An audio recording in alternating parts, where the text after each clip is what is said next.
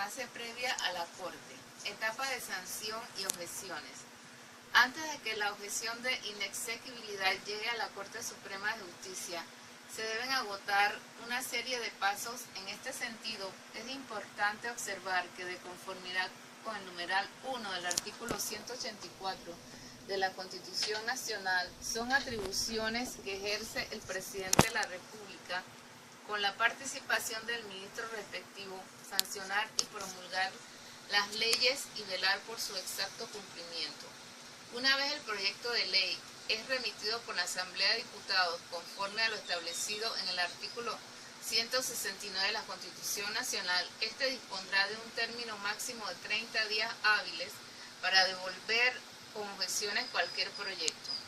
Si el Ejecutivo, una vez transcurrido el indicado término, no hubiese devuelto el proyecto con objeciones, no podrá dejar de sancionarlo y hacerlo promulgar. Etapa de insistencia. El artículo 170 de la Constitución Nacional establece que el proyecto de ley.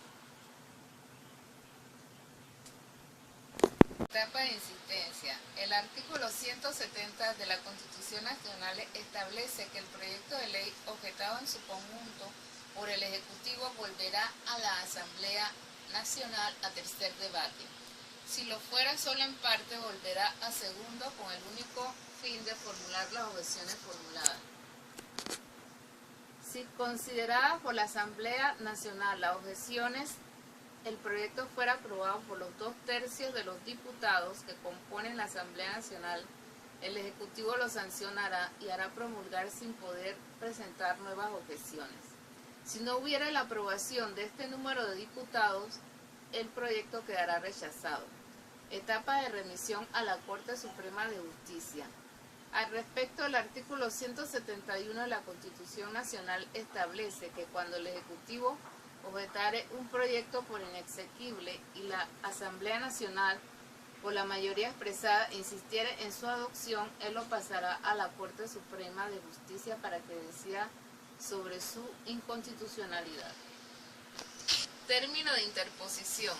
El artículo 2555 del Código Judicial establece que cuando el Ejecutivo objetare un proyecto de ley por considerarlo inexequible y la Asamblea Nacional, por mayoría de las 2/3 partes, insistiera en su adopción, el órgano ejecutivo dispondrá de un término de 6 días hábiles para enviar el proyecto con las respectivas objeciones a la Corte Suprema de Justicia, la cual decidirá definitivamente sobre la inexequibilidad del mismo. Admisión.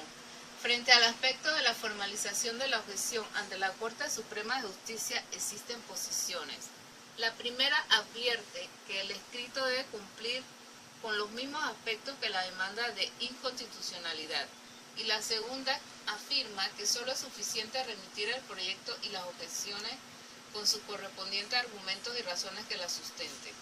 Con respecto a la primera posición, como el artículo 2563 del Código Judicial, la objeción debe ser admitida en tal sentido, la estructura del texto discursivo deberá cumplir con lo estipulado en el artículo 2560 del Código Judicial, el cual establece que además los requisitos comunes a toda demanda de la inconstitucionalidad debe contener transcripción literal de la disposición, norma o acto acusados de inconstitucionales, indicación de las disposiciones constitucionales que se estiman infringidas y el concepto de la infracción.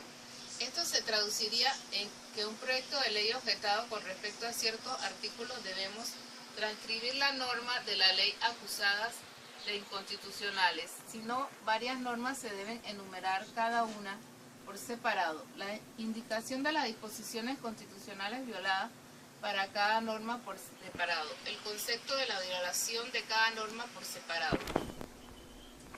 Si bien es cierto que el texto discursivo de toda acción referente a la guarda constitucional debe tener una formulación básica que permita determinar los argumentos y razones que lo sustentan, ese es el elemento esencial del acto comunicativo discursivo.